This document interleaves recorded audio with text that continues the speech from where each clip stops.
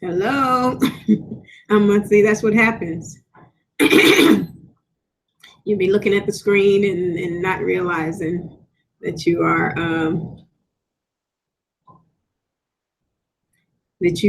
recording. So, okay.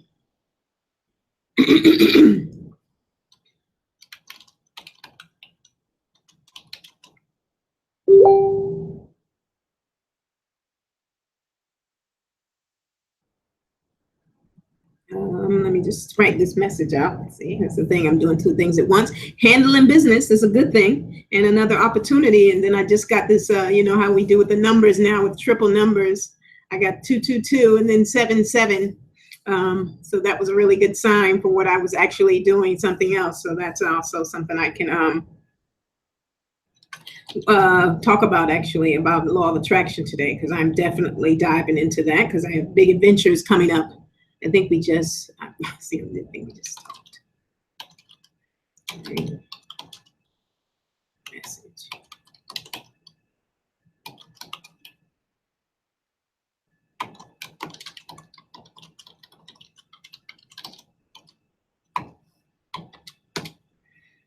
Okay, so that I'm going to take.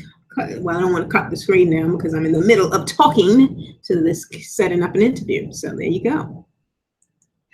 But everybody, you know how when you keep your screen up, everybody's popping on your screen. So, all right, weekly Wednesday recap. It's a beautiful thing, family.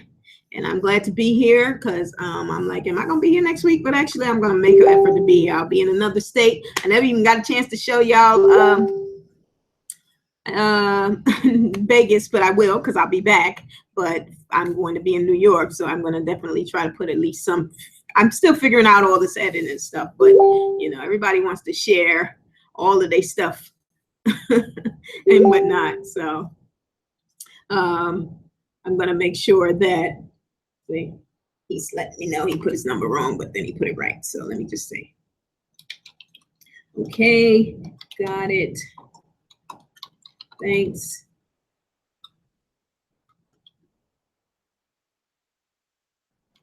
I'm looking forward to it. All right, now I can close this out. He probably will say something else, but I'll have to see it later because if I keep looking at it, I get distracted. All right, so now we are in our number 5 weekly Wednesday chats. A lot going on, right? Everybody's kind of doing a little bit of something. I am completely behind, though, with the Clarks.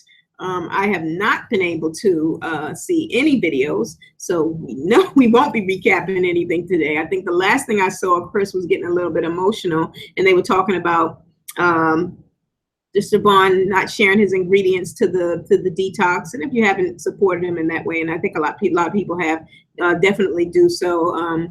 I'm definitely into the detox too. That helped me in the process of doing this as well. And also just kind of researching more so. I've always been doing detoxes and cleanses, but definitely to stick to a 30-day detox is a huge, huge endeavor, but it's definitely worth it. You cannot go wrong by doing that, and really starting to know your body and know yourself better as you're doing this whole process. But he was just talking about, you know, how we don't ask for the ingredients when we, you know, how we, I guess somebody called them back to say they wanted to return the detox because they didn't, you know, the ingredients aren't on the bottle, and they didn't know what was in it, and they have allergies or whatever stuff that we tend to do. And it's not just us, like, you know, it is true in the sense that I'm just talking to Black people, as I always say, and that's the thing. So I'm just saying, well, you know how people do, a lot of people will do that and acting funny, you know, as we say, acting funny, not acting funny, we say acting funny. So, you know, but acting funny about ingredient all of a sudden, but it's true. You go to the drugstore and pick up some NyQuil and Pepto-Bismol and all these other things, and all of the, you know, with a whole lot of ingredients that you can't even pronounce. And it's true. We really do have to start being mindful. As I said, remember I said there's 6 now, well, technically 5, but they're all under control as I begin to continue to process this. about us being taught, trained, brainwashed, conditioned, programmed under the umbrella of control. So control is this sixth one. So, but yes, it's basically about us being controlled and manipulated. So just to kind of keep those things in mind when we're even starting to work with each other, and being about supporting Black businesses and all of those types of things, because I think that we do tend to forget that we don't do all of that when we giving our money away to people who don't love us, don't like us, don't respect us, trying to kill us, all of those types of things. So in this Law of Attraction week, what have I been doing? A lot. As I said, I'm going to be in New York with the fam for a minute. And that's a real challenge for me. And I've been definitely trying to think. And I was really, as I said, I think I said it last week, Chris was doing kind of 21 days and not lying. And I was like, I ain't gonna really do that one because I don't really have that problem. I know people say, well, if you say them really, maybe you do have that problem. But honestly, I can tell you that's not a challenge for me. With the way that I live my life. So I know that it didn't speak to me. And that's ultimately also the reason that a lot of us are here, is because of what speaks to us. And the whole 21 Days of Lying didn't speak to me because I don't really have a problem in that area. As a matter of fact, I sometimes have to work on being overly honest or brutally honest, and pulling it back. Not to the point, I'm probably on a different spectrum from, say, Shamika, who they're also saying what she says it like it is, where I pretend to say it the way you want to hear it, that kind of thing. But I just tell it. I just tell the truth. There is no sense of that, and we have some areas where we just don't really care. As I said before, I'm not even trying to necessarily be in any kind of relationship with white folks anyway, so don't care in that area about lying and all of those types of things. And why do they have to be kind of the template for just about everything, or what we do right or wrong, when they are just not the moral compass for anything? So but definitely in terms of just Law of Attraction for me, this week is just the challenge, as I said, of moving temporarily and declaring that too, to just make some changes, to do some things. This is the unknown and being excited about the unknown. And as I said with Chris, one of the other things that she was saying was that she didn't give a fuck. So I kind of did the 21 days of don't give a fuck. And also don't think, and just kind of be the vessel in this Law of Attraction thing. And I think that was something that just kind of came to me in terms of my meditations, to just do and be open and receptive to the leading and being in alignment and walking this journey and not giving a fuck and looking around and doing those types of things. And that's kind of how I've been feeling about it. And even as I go to New York, where a lot of times there's been a little bit of apprehension, especially for being there long periods of time. Love my family to the depths of my soul with all of my heart. But sometimes you do get to the point where you're like, woo, okay, day 4, I'm done. So this is going to be a challenge. Well, no, it's not. That's the whole thing. He's speaking. I want to speak a different thing, but as I have not been home for a long period of time, in a very long time. So those are the things I'm anticipating, but I'm very excited for my niece's graduation and to see my nephews and my siblings and my mom, of course. So just, big things in terms of spending time with the family, and also sharing some of the things that I have been doing, a lot of the business things that I eventually will be sharing on here as well. And also kind of moving in that direction as I talk about our mentality, because also some of the things that we want to learn. And I've even changed my opinion about a couple of things just in the course of learning and the Law of Attraction and meditating and all those things about, just kind of some of the thoughts that you have about a thing, and being able to say change is good, and to admit even this hard-held belief that you've had for a very long time, that it can change, and that you can be either wrong, say I was wrong about it, or say that, okay, that's not something that I believe anymore. Because if you continue to grow and continue to embrace this life and participate in this life, and most of us are going to do that. We can say, we want to get out the matrix, but I think I speak in a broad brush general way for women when I say we're not leaving the matrix and leaving our families behind. So I remember seeing this terrible movie with what's that brother? He's a good actor, black brother, and the chick she was in Deliver Us from Eva. She was one of the sisters, the hairdresser sister. Can't remember any names because I don't watch too many movies and stuff like that. His name is, I think his last name is Harris, but I just can't remember his name right now. But it was a terrible movie. But the one thing about it was kind of the end of the world, and he had become a kind of a prepper and for a black guy, and started doing all these things to get ready for the end of the world. And it was him and his wife, so he was getting everything prepared for him and his wife. And his wife was kind of like a volunteer, and her, and I guess her field was similar, like social work kind of thing, so helping people and all of those things. So when it came down to at the end of the movie, because I'm giving the end away, this ain't even a spoiler because the movie was terrible. Even if you figure out what the movie is, just watch the end, I guess. So maybe you can watch the rest, but it was just torture to sit through it. That's when you have one of those boring days, and if I do, which is rare anyway, I watch a movie. I don't watch television, but I watch a movie, and I guess it was nothing to watch for me to end up continuing to watch that and actually saying I saw the end, as bad as it was.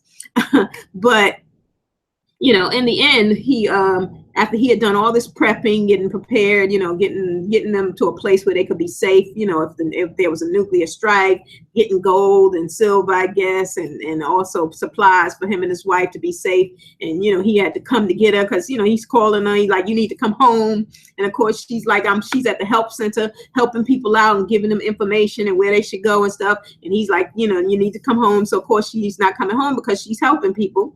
So he ends up having to go to where she works to get her. And he's still like, come on, baby, we need to go. Because this is, this is wife. This is his blue dot, right? So he's with her. He going to be with her. So he's like, we need to go. He coming to get her, figuring she going to go. But she's like, in a minute, baby, 1 minute. She's on the phone. Or 1 minute. She keeps having to pause to help people and things like that. And it gets closer and closer to the time. And he realized, I guess, maybe the sirens go off or something, and they realize the strike is coming close. And she's on the phone, and she kind of looks at him, and he looks at her, and he just realizes he's not leaving without her. So, if the bombs are coming, he's there with her, and that's kind of how it ends. And that, and that's kind of the metaphor. I felt like that definitely resonated with me, because even though I've been on the West Coast, my family's been on the East Coast, I couldn't think of anybody else I'd rather be with. I almost get emotional thinking about it, but be with my family, when the end comes. So, and obviously if you have a spouse or something like that, and hopefully, one day soon, that would also be the case for me. I'm open and receptive to that as well. But that you also include that in it, that the people that you love the most are the ones that you are with in the end. So I may be kind of delivered from the matrix and understand the tricks and all of these other things, but ultimately the reason I'm still here is because my family is still in the matrix, and very much so. So, you just kind of, have realized a lot of times, as much as you learn about, you can't let people hold you back and all those types of things, which I absolutely agree with. That's why I'm off living my life, over here and they're over there. But certainly if I understood that this was the last days and you just need to kind of be with your family and it was inevitable, then I'm going wherever they are. So just saying that, and I guess I'm glad I said that. And if they ever watch that, I love you.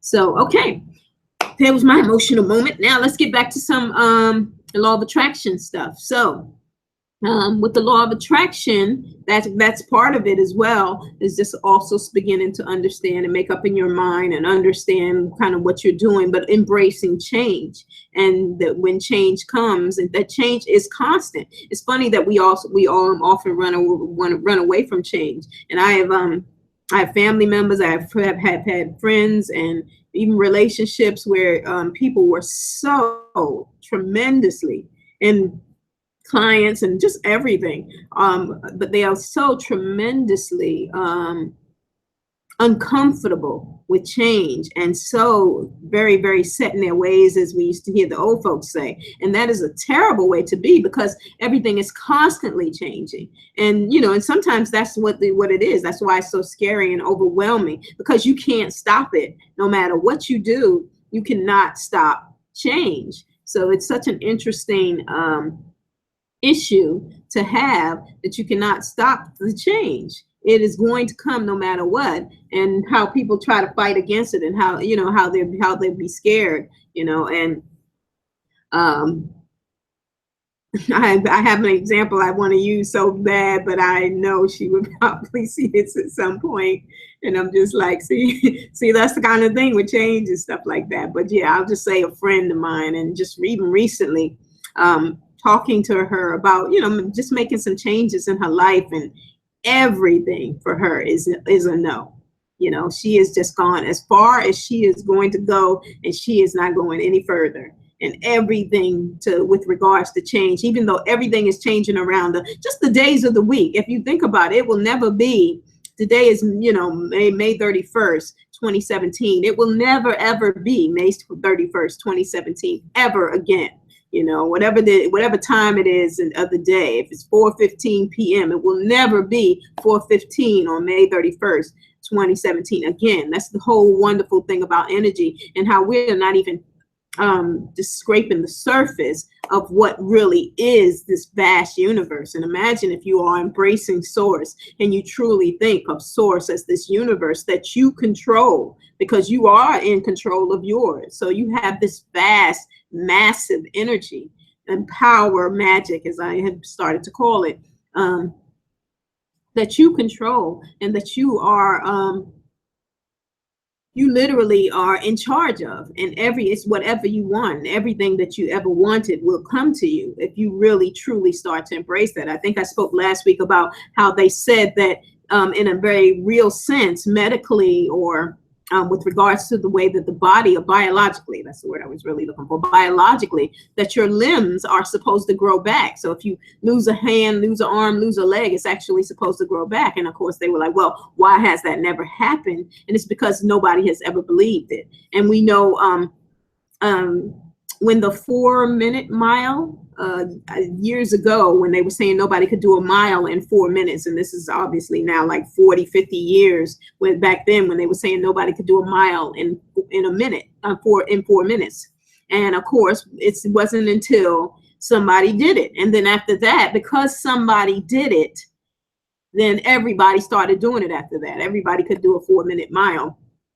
Well, not everybody. I can't. I can do about let me think. I can do about a 9-minute mile, maybe about an 8-minute mile. But and they am showing no 4-minute mile. But they were just saying about that in terms of a lot of times, again, it's our mind, it's what we are thinking, what we are believing about a particular thing, that actually is that thing that leads us into what we bring, what we manifest, what we bring into fruition. So that's just something good to know in terms of the law of attraction. One of the things, and it was interesting, I was kind of like, am I going to talk about, say it or not say it? But I found out that, you know, because it's Esther and Jerry and Abraham for the law of attraction, as I like to say, law of vibration, because they do talk a lot. I feel like we intertwine that a lot more, you know, just as much, if not more, when they talk about the law of attraction. But I found out that Jerry died. He passed away. Jerry Hicks is Esther and Jerry Hicks. He passed away 6 years ago in 2011 from cancer. Now, I remember for a long time, so I guess I'm going to talk about this. I remember obviously when I started listening to them pretty much after The Secret, which is when a lot of people got introduced to them, and just started listening to a lot more of their series of books and audio books and YouTube videos and all of those types of things. Well, they're audios, because that's what I primarily listen to. And he was a big factor in terms of asking questions of of Abraham. Obviously, because they had been doing it for over 20 years, he didn't have to be as big a factor anymore, because by this time, Esther and Abraham had connected and become aligned so much and so well that, you know, she could do it either as Esther, as she proved on Oprah, because Oprah wasn't gonna mess up her bottom line by bringing in no Abrahams. So, you know, she was basically talking like Esther, but she had enough skill sets because she had such a relationship with Abraham that she knew what to kind of talk about and the direction to go in. But I just thought that was interesting with regards to Jerry passing away and how he was such a pivotal part of even if you listen to their story and how they got started. And he was the one who kind of got things rolling with her because she wasn't even comfortable with it at first. I also thought it was interesting that he died of cancer. Now, cancer in general, there's a couple of things that as I talked about in terms of heal your life, that I think that is also associated kind of mentally. It's definitely environmental and chemical with the way that things are going that contributes to it. But I think that there's also this aspect of what is going on in our mind. One of the things, as I showed before in Louise Hay's book, that she says cancer is brought about by anger, usually some negative emotion, like most sicknesses. And I just thought that that was such an interesting thing. If you believe that, and then you think about Jerry and him spending 20 or something years, some odd years of the law of attraction, and then also dying of cancer. Now they, for many years he had talked about how they never get sick. They don't have any health insurance. Obviously, a lot of times when you learn about finances anyway, you don't have this insurance is one of the biggest financial scams also. We insure with a lot of the things that we get insured for. I'm going to talk about that too one of these days. I got so much stuff that I said I want to talk about, but anyway, it's another scam on how we can start to combat all of those types of things. It's funerals, stuff that get us with health. You'd be better off doing if you're wondering what direction I was going with that with regard to health, you'd be better off doing some medical tourism, or you go over to some place like Thailand, where they want to make it. Well, people know now that it's not what they were saying it was anyway, but they have some of the best hospitals, and you can go over there and get a whole body work from the top of your head to the bottom of your feet, and it'll cost you, if hundreds of dollars, if that, for them to do all of that and give you medication. So you can do that and plan for something like that to make it a vacation once a year. You go on vacation anyway from these jobs. So just talking about that, because especially as Black people, we already need to start doing less than conventional things. And I get that a lot of people aren't going to do those types of things. That's the problem with being in the court in the matrix, and that you're going to be here doing things the hard way, in the way that they have conditioned, programmed, brainwashed, taught, and trained you to do in order to control you, right? Control is the umbrella. So you may not be able to do that, but if you are certainly a young person, basically anybody who decides that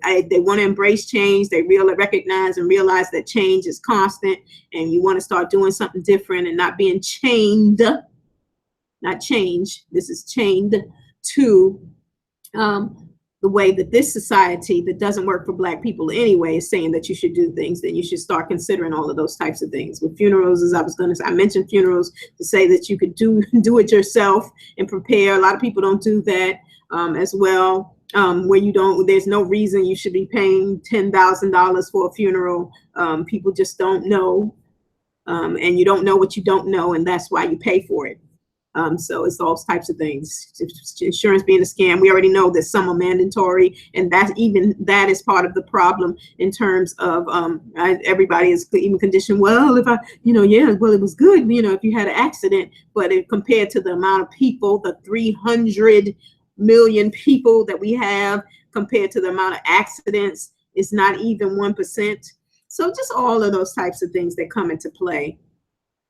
That they have us for, and how they make us, it's mandatory that we have insurance and all of those types of things. Because that when a cop stop you for, you not wearing your seatbelt, it's not because he give a damn about you. He's not gonna walk up to you and be like, well, Veronica, I was so concerned that you would, drive over and go flying out of your car, and how would I be able to shoot you?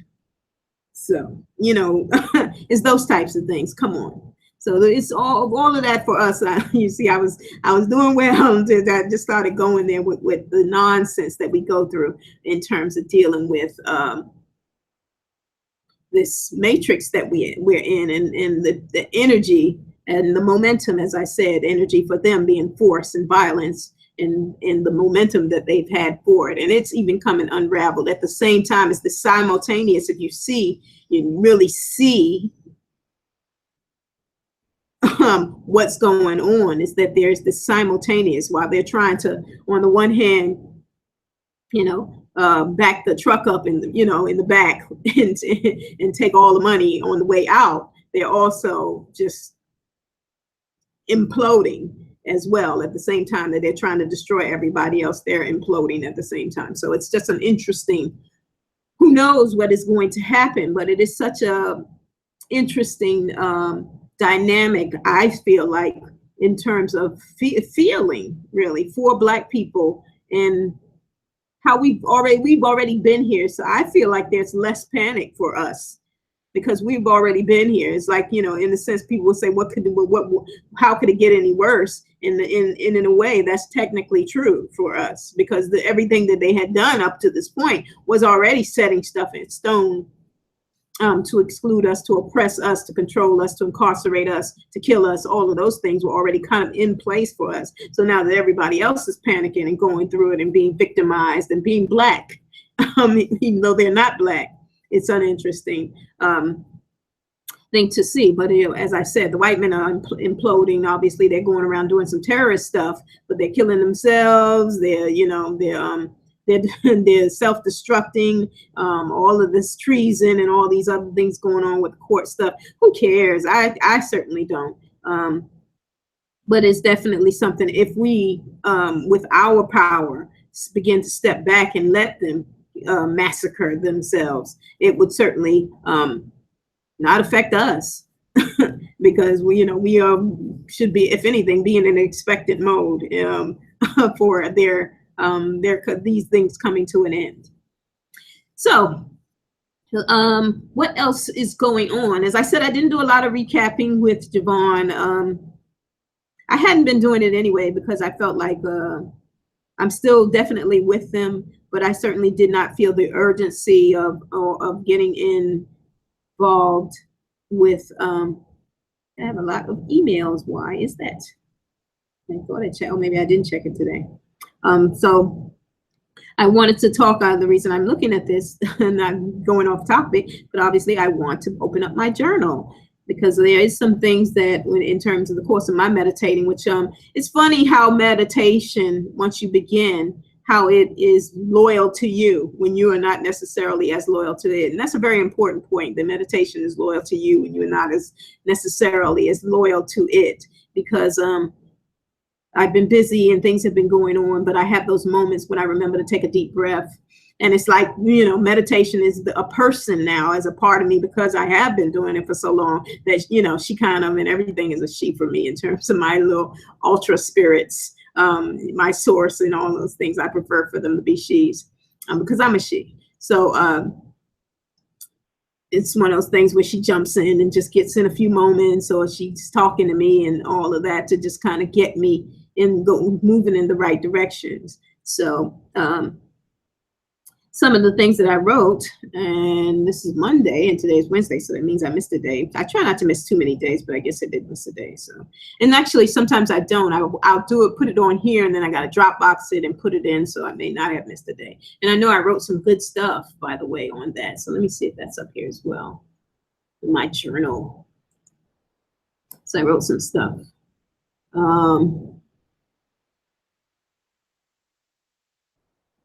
Yeah, I was doing some things in terms of talking about credit and finance, as I said, because things are very different for us, and we need to stop going along with the white man for anything. I saw a wonderful speech with one of the women from Black Lives Matter, and it was very brief. I could only watch about a minute of it, because even with her giving a speech the speech was basically about how Black women have basically been holding all of this up. We go out to vote, even though, obviously we at the bottom of the food chain, the totem pole, all of that. Let me turn off my air conditioner.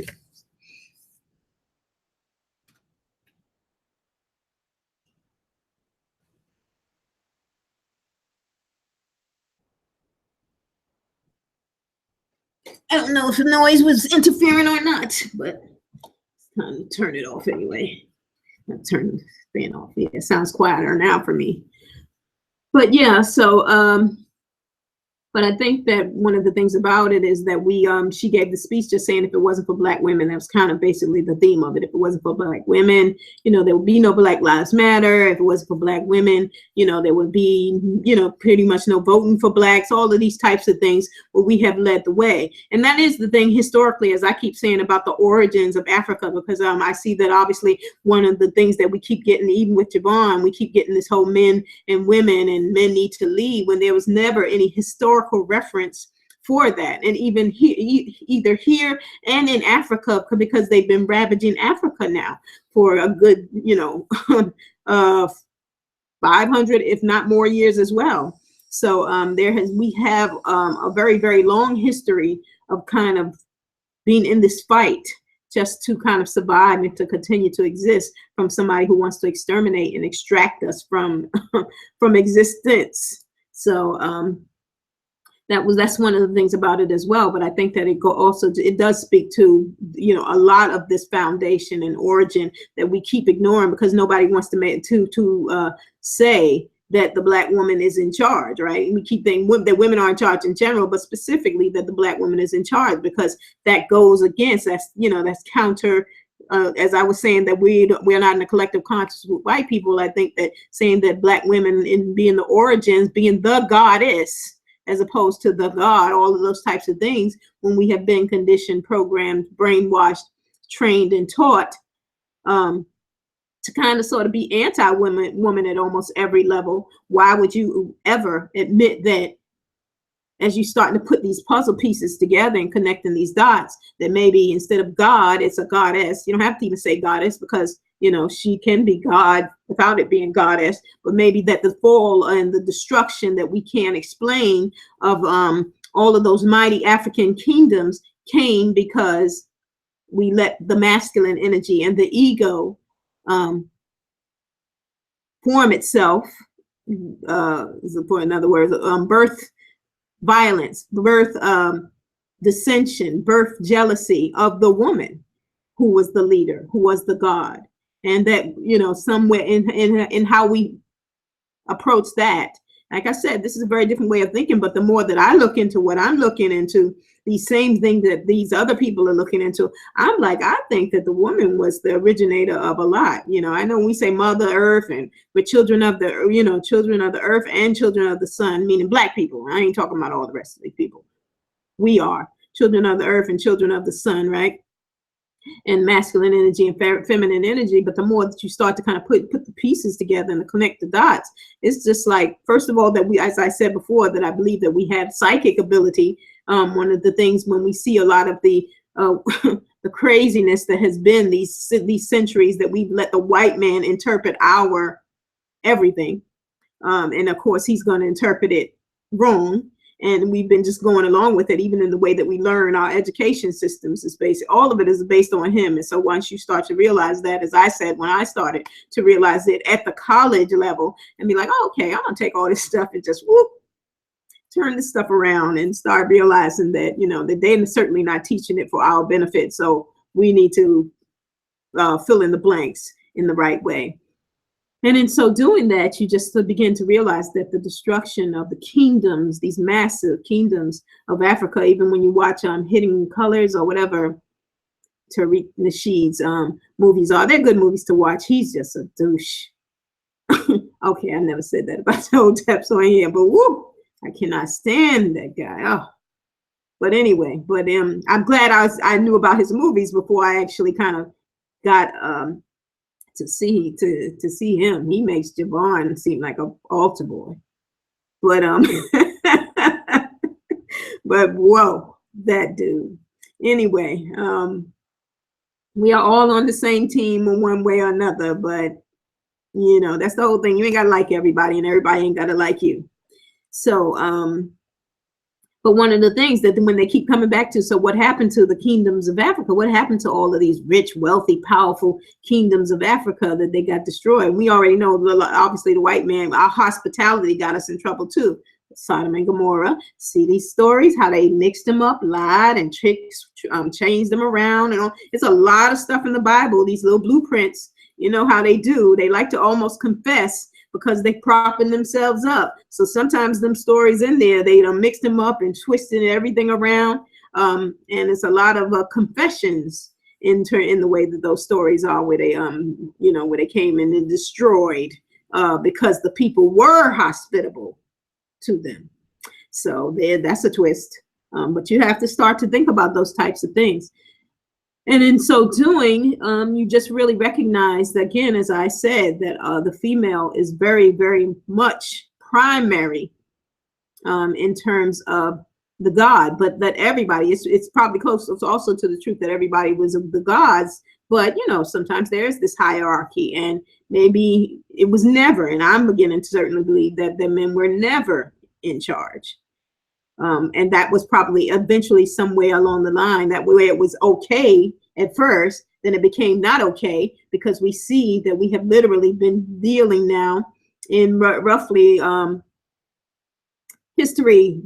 A lot of times it only goes back as far as how old we are, but with the history that we might be able to have some evidence for is the 1800s. We just see that there has been this attack of women and definitely never wanting to relinquish control back to women. And it's such an interesting thing with that, and obviously we see that all of this destruction, 90% of the world is at war, is being subjugated or oppressed, and it's 100% men doing it. So it's all of that is very interesting if we look at masculine and feminine energy. Now, again, somebody would be like, oh, here's somebody else attacking men and all this nonsense kind of stuff. But no, this is about connecting the dots, figuring out the puzzle pieces for Black people. And realizing this whole leadership thing. Yes, we do need physical strength and all these things, but sometimes when it becomes to really taking off and excelling with as little as possible, it's women. and we still will step back and allow the men to lead, as you see in the church, whereas the primarily in the pews is all women, but they step back and let the men lead. It's just this. It's, if you really think about it in this very spiritual or visceral way, in the way that we're talking about with law of attraction, momentum, energy, power, and all this other stuff, we are doing a lot to keep things off kilter by not embracing what we don't want to see with our own eyes, by not being comfortable with what might be the answer. Maybe women are in charge. Maybe they were always supposed to be in charge. Maybe we've been fighting to not give them back control, that we did something thousands, if not millions of years ago to get our power fucked up from being psychic and being able to move things and build a pyramid with no cranes and no helicopters with ultra cables putting stuff down the way that's impossible to have the pyramids built the way that they are. All of those types of things. I ain't even gonna go there. It's just too deep. But that there is a reason or reasoning for how things have kind of come about. And this is true. It doesn't make, you see, I just even did that where I was like, okay, you can only talk about this with so much, because there is this discomfort in terms of when you start to figure it out and you start to put pieces together and really realize that there is something off in what we want to acknowledge about what we understand about what could have possibly been. So that's an interesting thing. So now going back to, so yeah, let that marinate. That was a lot. But yeah, now going back to the journal, as I said, because I'm making my journey, and I just wrote my topic and stuff like that was one of them. Sometimes I'll write a big topic on there. I'll see. Yeah, but yeah, that's that big topic. I don't know if I want it all read.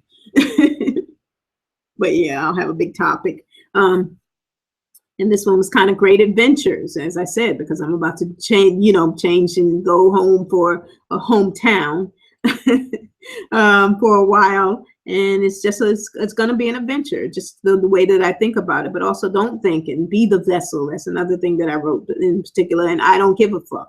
So it's those things that are helping me in terms of, as I said, when Chris was talking about that, where she's been kind of just head in the clouds with a lot of things, and a lot of times how it's been easier to not give a fuck. And I've always been that kind of person too. Sometimes I'm so oblivious to some small things, where you can be really smart, and then somebody can come along and say something like, well, 1 + 1, and you'd be like, huh?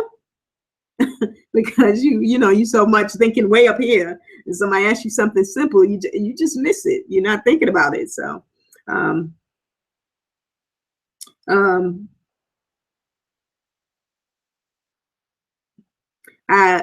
don't know if you ever watch Crystal and Kid Fury from The Read. That's a podcast, but they're pretty much all over in other things too, particularly Crystal. She's been on like MTV's things and stuff like that. And Kid Fury's been touring and doing his comedy, and they've just been as younger than me, certainly people. They've been an inspiration, and I like a lot of what they do, and I feel like sometimes when they're giving advice, I feel like I could definitely be the third wheel in terms of, or the other voice, because sometimes they just, from a sociology and a psychology view, I'd be like, no, the advice they give. So I think that's funny. But Crystal gave a speech. This is the graduation season. So Crystal gave a speech at Vassar. I think it's an all women's college, and of course the Black women invited her there, and she wrote something interesting, and it gave me an aha moment as well. So I'm going to share that. And how much time do I have? So you got to look without my glasses. And she said, if I hadn't held on, I never would have worked up the nerve to move from Oklahoma to Harlem. Now, when she says if I hadn't held on, she had kind of talked. It was a longer speech. You can probably find the transcript because she shared it online. But that she was going through a whole lot of stuff like you do just growing up in Oklahoma. She was already going through things in relationships and all those other things. But just how and when her life started to change. And she said, if I hadn't held on, I never would have worked up the nerve to move from Oklahoma to Harlem. I never would have started doing The Read with Kid Fury, which changed my life completely. I never would have been able to travel the world doing the work I love. I never would have found the real happiness and true peace that come with both loving and liking yourself. And then she said later on, like Oprah says, I learned to lean in with the universe instead of fighting it. So have your dreams and goals, but don't be so attached to them that you miss out on your purpose. And yeah, and that just resonated with me. So I wrote that down. That's kind of all of her words. I didn't paraphrase anything there.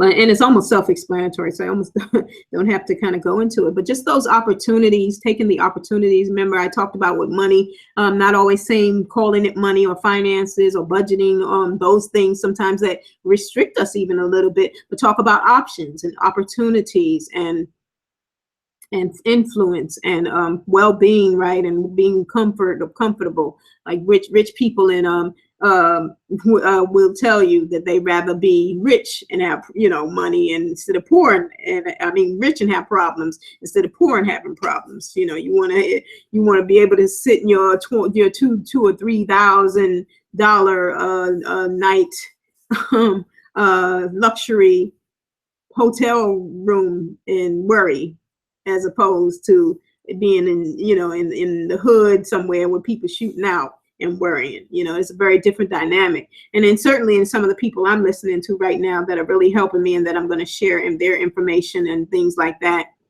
over the course of as things are progressing. I heard a guy was saying that too, where it just was a real aha moment for me when he was talking about that too, about how we're taught to live at or below our means. And I've always been that type of person as well in terms of just kind of budgeting. And it was an aha moment for me to just kind of realize that, yeah, he was saying, but if you're broke and you're living, you're living above your means anyway, if you're broke. And I was just like, wow. Because that is true. You are living above your means because you ain't got it anyway. So you living above your means anyway. So he was just saying that if he's worrying about something, if he is concerned about something, he'd rather be living above his means than worrying and being in a place where where he's comfortable worrying. And I think that that's very true, because I think that we are oftentimes in a place where we are thinking about just enough to get by, and that is probably the wrong way to think. And I've been that person where as long as I'm able to kind of pay my bills and, you know, be in a good place. And he was even talking about, you know, if you have had a good credit score or something like that, you know, people are dying with a good credit score, but what you doing with it? And not just like sitting around spending your money, but learning how to leverage it and all those types of things that we don't necessarily think about, especially as Black people. And it was just a good aha moment, even for me, because for a long time I've been that kind of live at or below your means kind of things, because you want to, you know, you're thinking that you're doing a responsible thing in budgeting. Ooh, needed a few gulps on that one. You know, it's getting warm. I am in Nevada. I'm sure it's going to be warm in New York as well. So drink plenty of water and stuff like that. But yes, in my face, the glow. But I have to, I still have a ways to go. Speaking of which, I'll get back to, I know I'm talking about living at your means and stuff like that, but definitely I didn't get into my weight loss this week, but yes, it was crappy. See, and that's the challenge, but this is a lifestyle change for me. I'm comfortable saying it's a lifestyle change. So definitely just kind of keeping with it. And I've been doing much more. Once I did kind of this detox, I really got into the research of detox. So I'll come back to that. But anyway, back to living at your means. And it's also kind of a thought process to it as well. As you start to kind of educate yourself and recognize and realize what you're dealing with in terms of these corporations and who's really running the world, and how we got to see with this election that our votes, you know, we're not voting, and that it is actually somebody else making all of the decisions. So that all of those things kind of come into play in terms of how we're learning to relearn, and as Black people to acknowledge that and understand that we need to be acknowledged for ourselves, but then how are we going to handle it in a new way? Because they got us saying, oh, I don't want to talk about slavery, I don't want to talk about victimization, when other people haven't always talked about those things. And then again, poverty and all those things that they associate with us. I'm talking about living beyond our means. All of these things come into play. All of these things are factors. All of these things are things that need to be acknowledged for us as we continue to build and continue to grow. I notice sometimes that there are men and women things, or masculine, feminine energy, specifically kind of men and women things. I feel like the men sometimes will get much more into the economics, because they go money is power kind of situation, and obviously that is true. And you know, we all have things that we can bring to the table, and that's one of the things in terms of some of the people that I've been listening to, that I'm not 100. I can already see that it's nothing that I'm 100% on board with any one thing, and that is even a good thing, with the way that when you really, as they said, this meditation is the thing, because it will really start to lead you. If you trust that, be 100% with that, it will give you the bits and pieces, because it is just like this giant some people saying it's a chessboard. It's partially that, but I feel like it's a big giant puzzle, and you just are like, you know, these pieces. And every time you're walking, sometimes that, you know, you have those metaphors of it and stuff like that, and you're just seeing pieces spread around, and you just put the pieces in and handle whatever needs to be handled in that area, and then walk on and put more pieces in. I think that that's more so how things are beginning to work. So right now with a lot of the men, they saying power, power, power, because in a sense, I think that this is very much a kind of a masculine, patriarchal, which is problematic thing, is that you feel like, you know, your identity from what you have been conditioned, trained, programmed, taught, and brainwashed. I almost forgot one. Ultimately, to be controlled to believe that, you know, you are, you know, it's about providing and protecting, and that's also your identity has a lot to do with your job, and your money has a lot to do with your masculinity and all of these types of things. However, with Black men, even when we did have Black Wall Street, wonderful stories, all of those types of things, somebody else was always in a position to come and take it from us, and they did. The only two times bombs were dropped on American soil, because Pearl Harbor technically is American soil, but that was way off on the Hawaiian coast.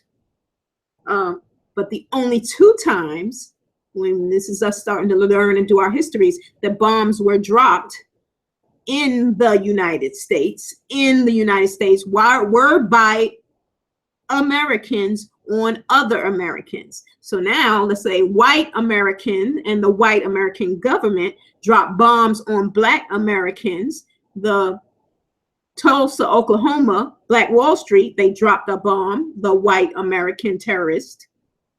And then the Moon people in Philadelphia in the 80s, they dropped a bomb.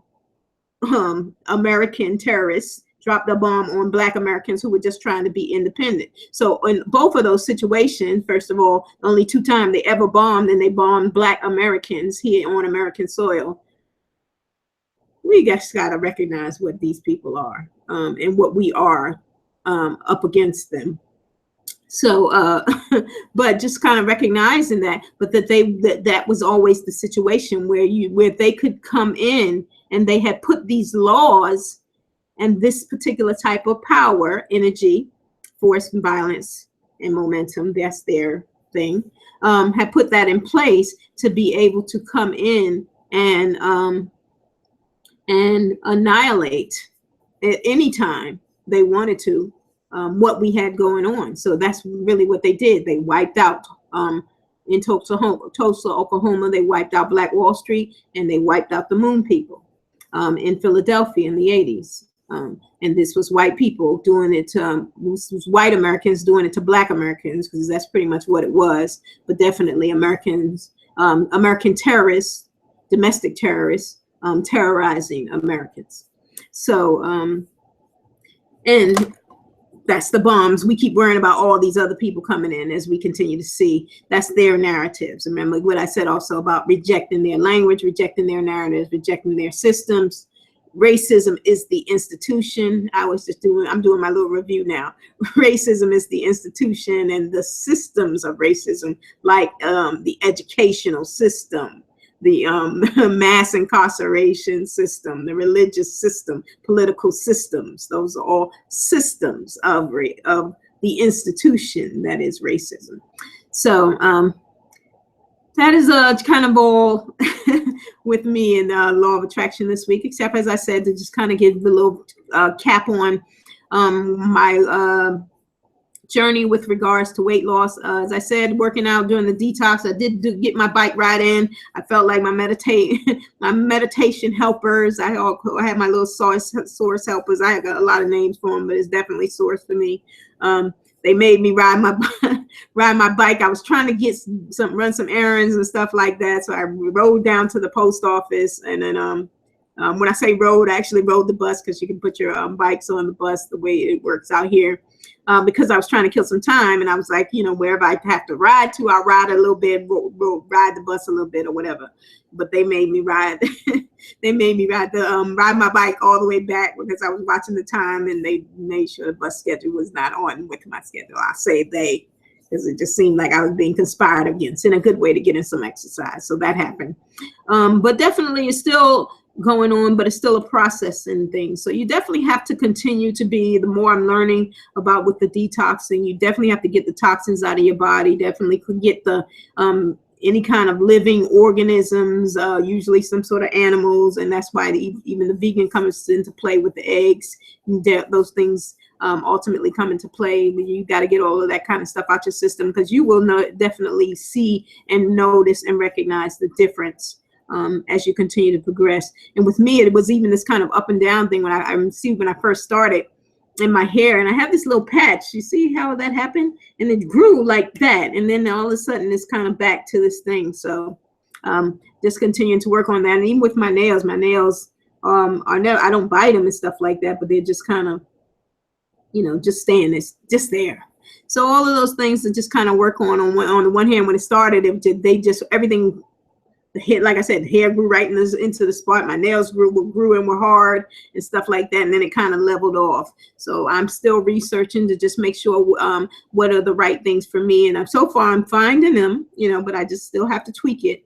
And that's the lifelong thing. And you can give people bits and pieces, but ultimately you want to find out what's going to work for you. But definitely the weight loss part is the easy part, because you really do need to get the toxins out of your body, get the junk food out of your body. So you need to be going to the bathroom. You need to be sweating. You know, for the most part, though, that's the way it comes out. It comes out in your urine, it comes out in your poop, and it comes out in your sweat. And you need to kind of get these toxins out of you. And that is has a lot to do with you not ever necessarily being sick. I remember this is what I'll end on. I remember but people were just saying sometimes people are different, and I said we will get to the point where we're not comparing ourselves to white people. First of all, they're comparing themselves to us. That's kind of what the problem is, where we ultimately end up having to kind of retrace or retract their incorrect statements anyway. But I think it was I don't know whether I don't remember where it came from, but it was a white woman, and she was talking about how her mom was always kind of into health and, you know, exercising and eating right and all these other things. And her dad, you know, he was like would barely exercise. He smoked, or you know, when his mom would let him, when her mom would let him, you know, he used to be sneaking out outside the house and back of the house smoking and just whatever, just living his life and stuff like that. And ultimately, when she got older, she got cancer again, which is that's the thing. Let these white people have them diseases back, by the way, because that's where all that came from. We start getting them from them. So, you know, but she ended up having cancer, and I guess some other illness, and the whole point of it was just her with the irony about how somebody can be really hardcore into health, and then somebody who really doesn't care, and how things can kind of turn out. And to a certain extent, obviously, there's a little bit of truth in everything, I suppose. But I think that we as Black people need to recognize that we have to get to the point where we are careful, and that's two words, but F-U-L-L, full, about just loving life, you know, and that we are thoughtful, F-U-L-L, about loving life, about, and that we are full of the intention to be the best that we can be. As I said, there is a solution even in this hopeless situation, and that we need to kind of be thinking about that, so that, yeah, when it comes down to it, when we're doing all of this preventive stuff, we're doing it because we are the superior people, you know. So yeah, when we are working out and exercising and all this other stuff, it is also because ultimately that is who we were a million years ago when we came here. That's why our bodies look like whoa, with us doing just a little bit of stuff. You know, even our kids, sometimes how they get, you know, as long as we getting them out and getting them active, and they had their little muscle bodies and stuff like that, and they're growing and they're beautiful, and, you know, just all of those types of things that we don't necessarily have to deal with, that unfortunately, because we are participating in this society and in this world and in this existence with people who are the antithesis of us, it's a challenge. But don't let it be a challenge. Just understand that you ain't supposed to be getting none of that stuff. You know, well, for whatever reason, as I said, when I use that example with her mom and stuff like that, that's not our story. But I wanted to share it to just kind of show that, you know, it is these ironies that you kind of deal with when you're in an environment that is counterintuitive and counterproductive, as I keep saying, because we are not in collective consciousness with them people. That can be detrimental. So just keep that in mind. Keep drawing on this law of attraction. Stay in your lane and aligned and doing you in the best way that you can, and don't be defeated no matter what is going on, what it looked like. Stop watching that trash TV if you can help it, and start educating your mind, feeding your mind. I don't like the word educate, more or less learning and experiencing with your mind. And we're going to keep going, and we're going to keep this thing moving. So thank you for tuning in for the Wednesday recap. Chat and recap, and I'll be back next Wednesday in another state, but I'll be here, and we'll be talking about more of these things. And as these things keep changing and growing, I'm gonna be here talking to you and sharing with you all, and I'm looking forward to you hanging out with me. So thanks for showing up, and I'll see you next time. Bye now.